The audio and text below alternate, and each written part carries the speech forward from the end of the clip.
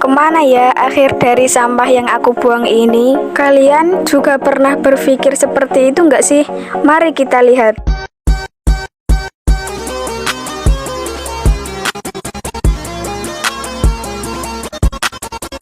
Ada beberapa kemungkinan sampah plastikmu akan berakhir. Yang pertama dan yang paling beruntung, sampah-sampah yang telah kamu buang akan berakhir di tempat daur ulang. Di sini kemungkinan besar akan diolah menjadi barang yang bisa digunakan kembali.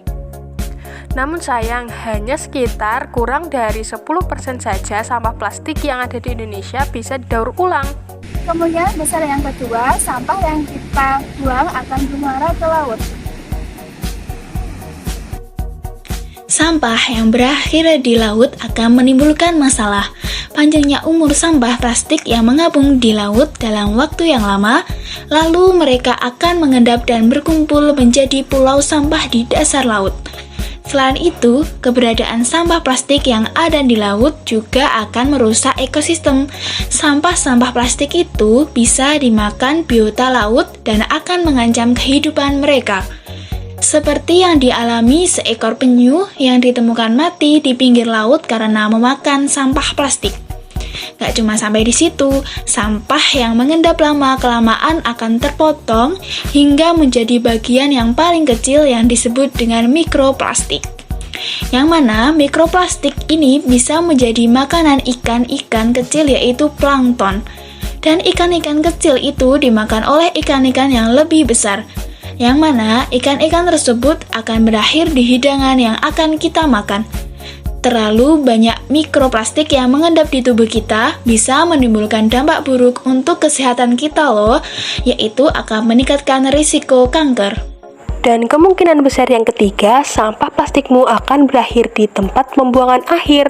Nah, ini adalah gambaran tempat pembuangan akhir yang ada di Pacitan.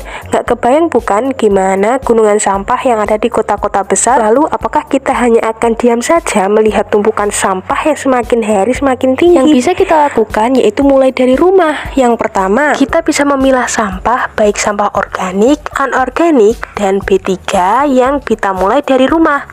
Selain itu, kita juga harus mengurangi sampah dengan cara membawa tote bag saat berbelanja, mengganti botol kemasan plastik dengan tumbler, dan yang ketiga, mengganti sedotan plastik dengan sedotan stainless yang bisa kita cuci dan kita gunakan kembali. Hal-hal itulah yang apabila kita ulangi setiap hari akan berdampak pula kepada sampah yang sudah kita keluarkan. Selain itu, kita juga harus bisa memanfaatkan media sosial, yaitu dengan menyebarluaskan konten-konten positif agar masyarakat lainnya juga memahami bahwa mengurangi dan mengolah sampah bisa dimulai dari rumah. Apalagi kita sebentar lagi akan memperingati Hari Lingkungan Hidup yaitu pada tanggal 5 Juni 2023. Hal ini salah satu momentum untuk kita bisa menjaga lingkungan kita bersama-sama. Yuk kita jaga bumi kita untuk keberlangsungan hidup kita bersama.